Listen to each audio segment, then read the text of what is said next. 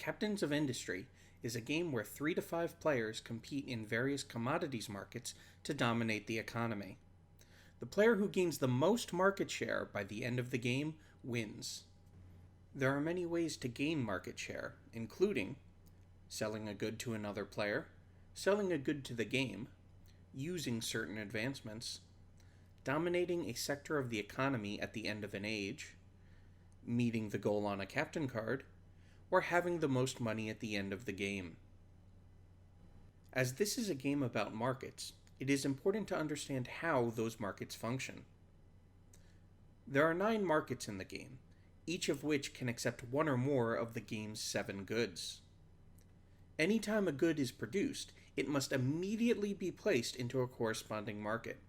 Goods are never held by players off the board. 4 of the markets are considered primary markets. These are the only markets from which players may purchase goods that they need to build something. You can recognize these markets by the highlighted $13 price space. Whenever a player, or the game, would purchase a good from a particular market, the lowest priced good in that market must be purchased first, regardless of ownership. If multiple players have goods at the same lowest price, then whoever is purchasing may choose between them. If you need a good for your action, and it is not currently available on the primary market, then you may import it from the game at a cost of $13, as long as you began your turn with at least one good available in the primary markets. Finally, anytime a good you produced is purchased by either another player or the game, remove that token from the board and score it in your player bank. That now represents 1 market share towards your final score. You do not receive market share for purchasing your own goods. When that happens, simply return the token to your supply. Captains of Industry takes place over 3 ages. During each age, there will be several rounds. During each round, each player will, in turn order, take 1 action. At the end of each round, players will receive real estate income and potentially change turn order.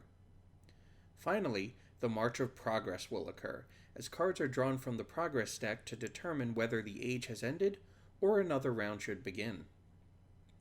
At the end of the age, the markets will clear as the game purchases goods from the players before the next age begins. At the end of the 3rd age, the game is over. On your turn, you may take one of 5 available actions.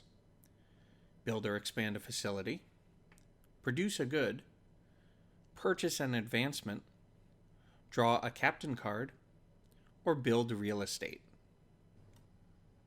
There are 7 types of facilities, each of which produces a different good, as indicated in the upper right-hand corner of the card. Facilities also have a build cost, an expand cost, and an overtime cost.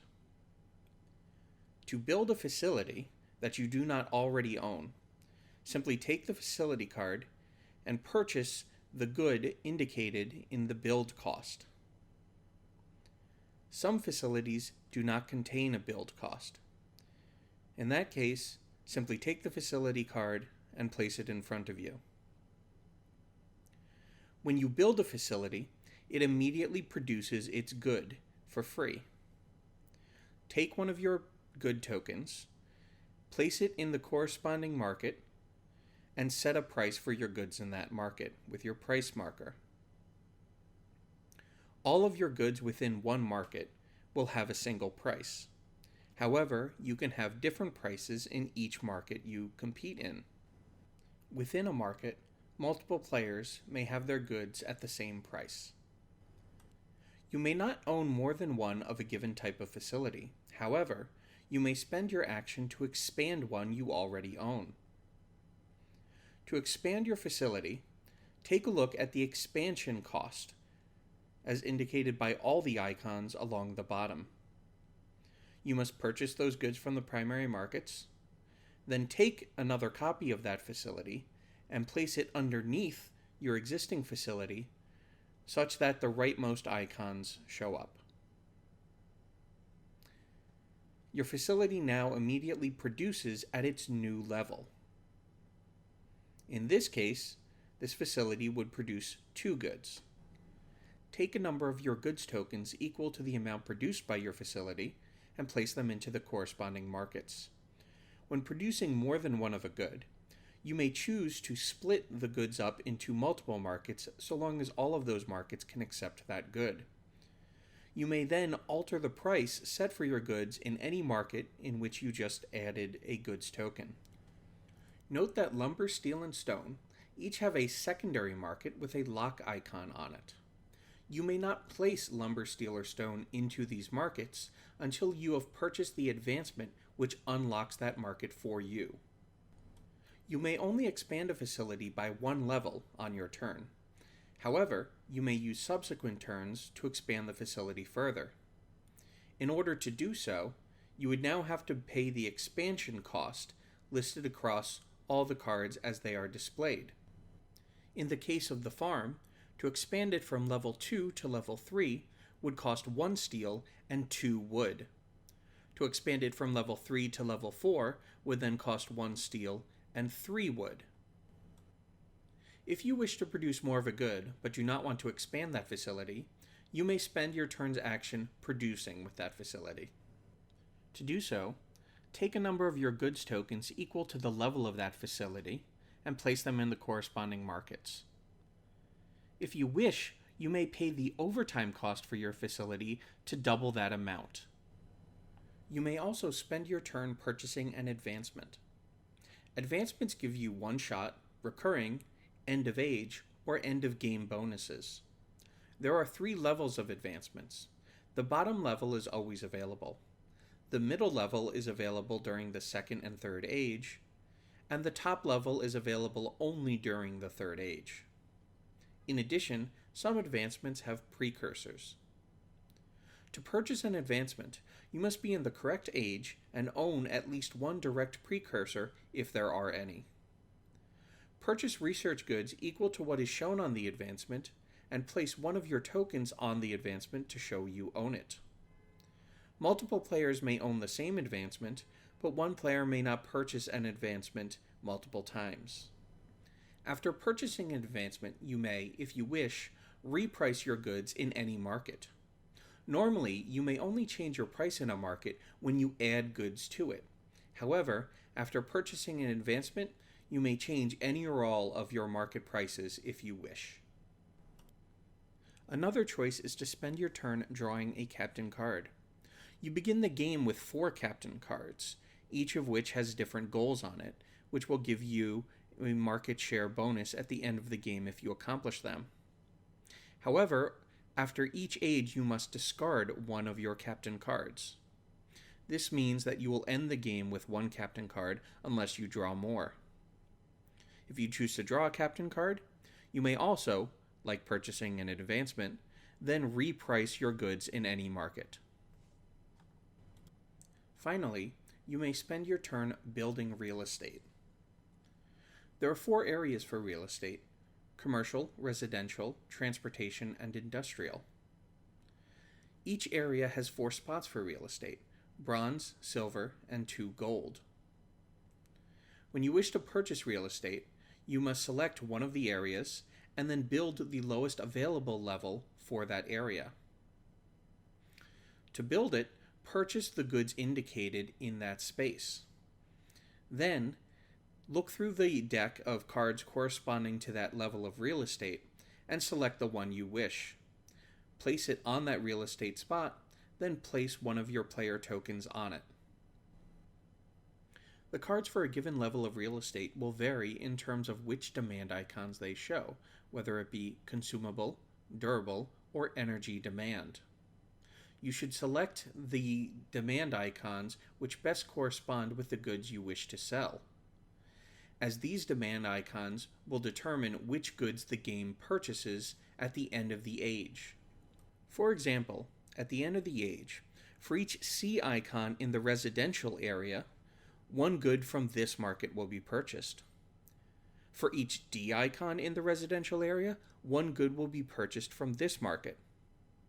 And for each E icon in the residential area, one good will be purchased from this market. You can see how selecting which real estate area and which demand icons you choose are key to determining who will sell the most to the game at the end of the age. Purchasing real estate has some additional effects. At the end of each round, you will collect $2 in income for each real estate you own.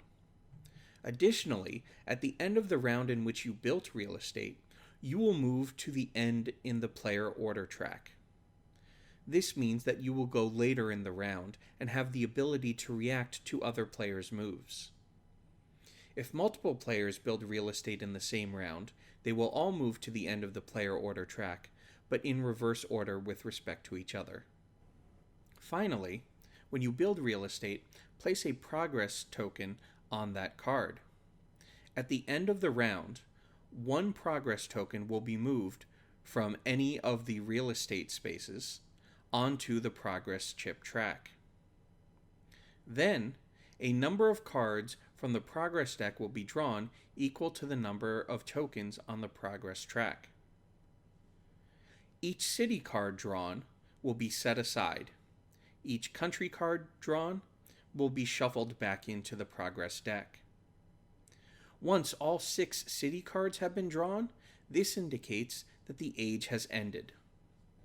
Note that each age begins with one progress token already on the progress track, and progress cards will be drawn from the deck each round, regardless of whether or not real estate was purchased in that round.